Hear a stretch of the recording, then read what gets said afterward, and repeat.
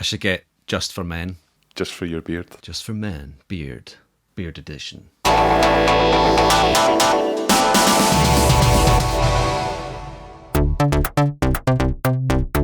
Hello and welcome to Dermist Mondays. I'm Ali. I'm Craig. We are going to go into Berkeley Rehearsal Studios this Sunday to do our first ever actual rehearsal, which is really, really exciting. We've not actually done a rehearsal apart from when we played with Jamie from Bad Mannequins for the Spring Fling Festival. We did some pre-recorded material, so it was quite strange being in there. That was a good few months ago now, wasn't it? Yeah, and it was a bit rushed as well. Didn't really get to enjoy it the same as you would normally. Yeah, we only had one day to pull together 4 or 5 songs that we hadn't actually played before and hadn't played with Jamie before. So yeah, this time we're going to be going in to Berkeley to rehearse with a new drummer. More of that to be announced at some point in the future. Keep the mystery. We'll keep the Derm mystery going. See what I did there? Oh my god, that's the end of this channel. Just lost all 15 viewers. Yeah, we've got somebody to come in. We're going to practice and going to get a bit of drums on the go, so it's going to be really interesting. I'm really excited. Can't wait to play again. Yeah, I can't wait to just get into a bit of a routine of practicing and playing and jamming and messing about. I feel like that's something we've kind of missed out on for the last number of years, to be honest, because we've just been practicing pretty much mostly in the house. And the practice session is a very particular thing. It makes you feel like you're in a band when you do that. Yeah, we've done a few practices with headphones at your place, haven't we? And which has worked out quite well. It's very effective.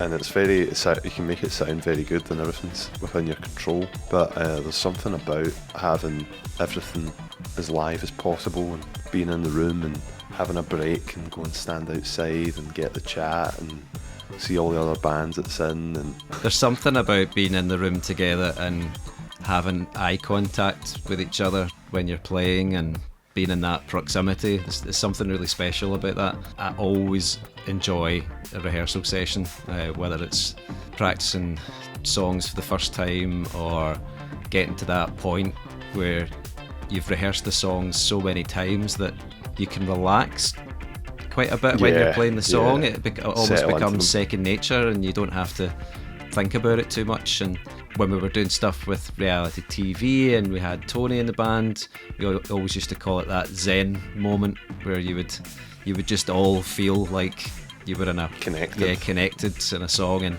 everybody's comfortable at playing and they're not thinking too much about it, and that's when wee moments of magic happen, or wee extra things happen. So you maybe put in like wee extra notes or wee extra fills, or you might sing a vocal line slightly differently, or come up with a new harmony part or something like that.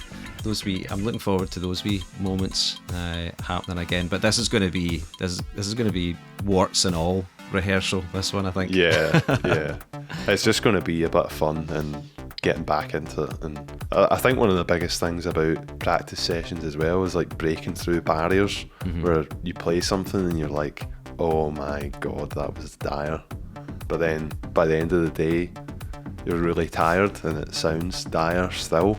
And then you come back the next week and the first one's dire as well. And then eventually something just clicks and then you're like, that sounds good now. It's weird.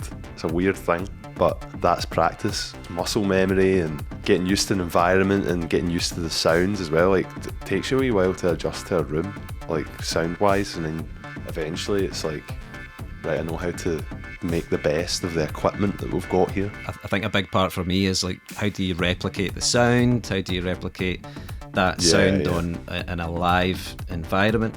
I end up most of the time finding that I'm not playing the right thing, because I've got so used to just playing the live version of it that I've actually only ever played the recorded version of it maybe once or twice, actually in the studio, when you're actually putting the part down. So you listen back to the track and you go, actually that's not the part I'm supposed to be playing. Yeah.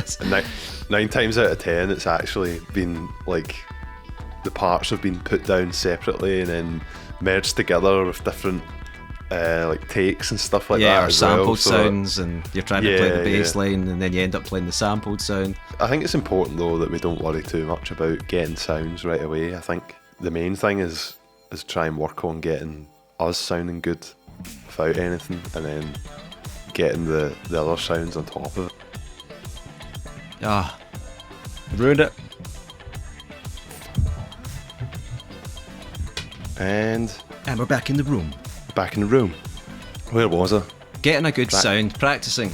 Practicing. Being Yeah, in a I feel like rehearsal room for the first time. Yeah, I feel like the getting the additional sounds on top's just a nice to have, probably somewhere down the line, but it'll just be fun to just practice. Picking the right rehearsal space to go in and rehearse in is crucial. I think I've done rehearsals in so many different places in Glasgow, and for me there's only really one rehearsal space to go to, and that's Berkeley. And the other space that you used to have, the other side of the Finniston Bridge, was where Gravity Studios used to be, so I spent a lot of time in there recording as well. Always had fantastic rooms in there, and even now that Steve's moved up to the new space at Berkeley too, he's obviously been there for a long time.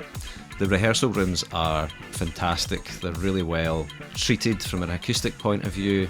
Some of the rooms are better than others, but you're always guaranteed to get fantastic equipment, and he's always ensuring that these speakers and monitors are well looked after, that microphones are washed on a regular basis, and he's always got whatever you need. If you've forgotten a cable or a patch lead or for a good price, or a plectrum or a set of sticks or whatever. £5 for a plectrum, but it's worth it. Yeah, Steve's always been very, very good. So, but I've been to a few other rehearsal spaces. Let's not name and shame, but remember that last one we went to that wasn't Berkeley? There was one we couldn't get into Berkeley; it was fully booked, and we had a gig with reality TV, and we booked into another rehearsal room, which Glasgow's finest rehearsal studio space. And remember the guy turned up late, so we were waiting outside for about 20 minutes to get in. He said, "Oh, I'm really sorry."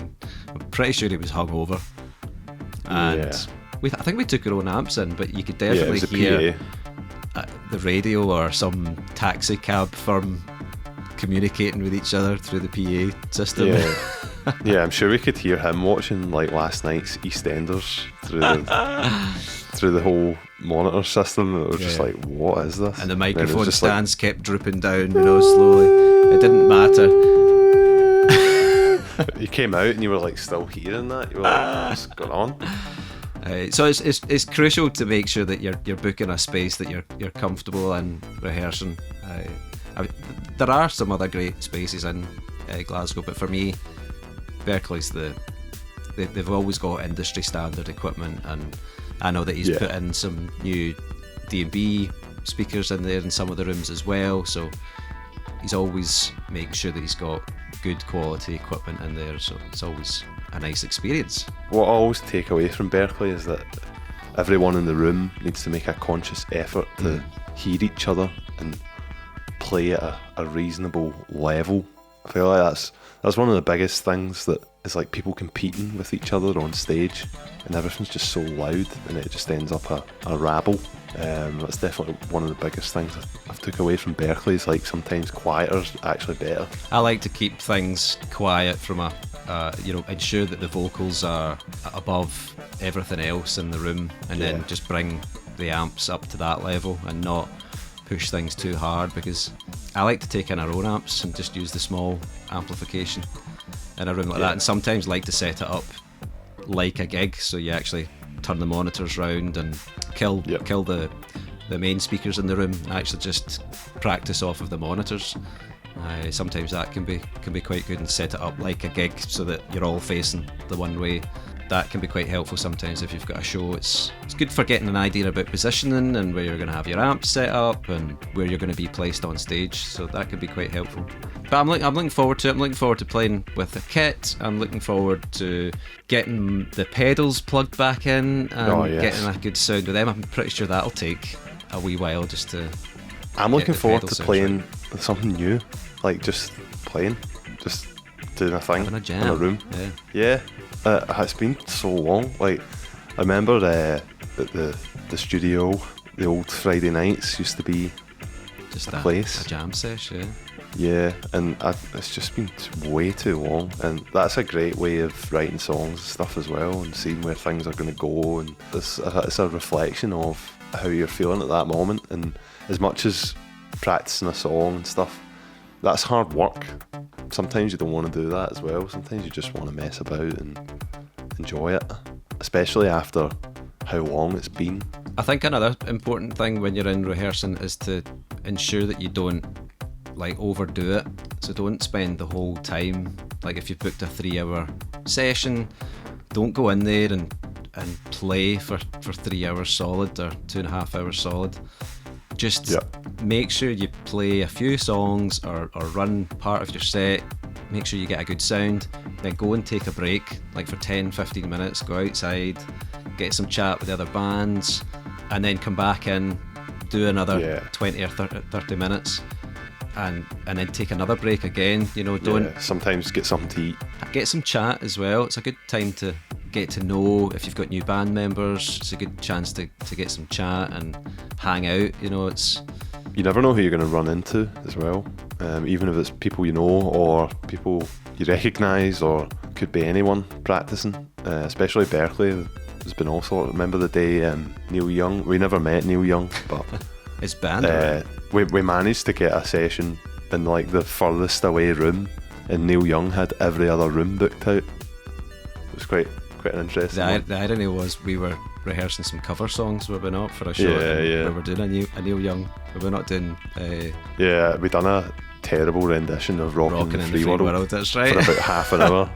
It didn't end. I think we just kept playing it to see if they would notice. Yeah, I met Slash in Berkeley. Yeah, man. When he was playing that, must have been a good 3 or 4 years ago.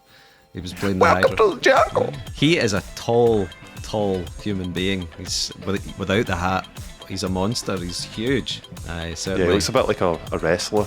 Could be. He could be a WWE wrestler. I was going to say WWF there. Showed my age. Maybe that could be a good career change for him. Well, he's got the costume already, hasn't he? That's what I mean. Leather waistcoat, top smash hat, the glasses. guitar Yeah. on people. Like that. It's one of the kind of centres of the music scene, I would say, in Glasgow. Yeah, you definitely get the lowdown, and it feels like a community as well when you're there. Yeah, and, it does. Yeah. When you're hanging out and you get some chat with other people, it helps to build that sense of music community in Glasgow. I like that. And when you get some chat with Steve and you find out who else is in rehearsing, and catch up on what other bands are doing and where they're playing, it's brilliant. I'm really looking forward to it. I'm really hyped. Psyched. Not psyched for distract. Sunday. Yeah, I'm psyched for it as well. I like doing a midweek, early morning, early afternoon rehearsal, because it's usually a wee bit quieter and you can get parked. You get parking space. Which is crucial. It's always usually one of the bugbears. There's nothing worse than rehearsing on a Friday night when people have finished work and every band in Glasgow has booked to rehearse in Berkeley, and they've got 6 cans of Tennants with them. Fighting for a parking space out on the street, and then having to carry your gear all the way down the street and into rehearsal. So yeah, we'll go early. We'll go early and get a space, and yeah, it's going to be good. And enjoy the delights of the van for a wee while before. Yeah, I'm ready to rehearse. We'll try and vlog it. I think let's commit to that now, because it's a big moment. We'll ensure that next Sunday's rehearsal session is next week's Dermis Monday. Don't expect to hear any music in it. That'll be cut. We'll just overdub. We'll overdub the album. We'll stick the album on top of it. Yeah. It'll just be a collage of video footage of us playing, and we'll stick some tracks over the top. It's probably quite an important moment, I would say. It feels like that. Feels like we're going to go in and come out with a different perspective, which is something I've not done in a long time. I feel like that's how you come out from a practice session, like, right, I'm not as good as what I thought I was, or you're brought back down to earth. I think for me, what it's going to do, it's going to make me want to book a gig. So Yes. that's the other thing is it's doing a live show is going to be on the agenda, I think, after this rehearsal. Or after the getting onto eBay, selling your bass. Or calling it quits, calling it a day. No, I think it'll give us the bug for booking a show. So maybe trying to get a support slot, or I think what we'd like to do is book a venue and do our own show and get a vinyl out. So that's possible. We could make that happen this year. I don't want to put ourselves under any pressure to make it happen, but that would be a nice goal to work towards. So I'm recording. I won't be long. That's our cue to wrap it up. Yeah, man. So yeah, thanks for watching. We will let you know how the rehearsal goes next week, and we will see you next week on Dermist Mondays. Remember to like, share, subscribe, and tune into the channel. If you've not checked out the album, go and check it out on Spotify, Apple Music. I got that one right this time, not iTunes. Apple Music. I've been Ali. I've been Craig. It's been Craig, and we'll see you next week. See ya. Bye. Cut.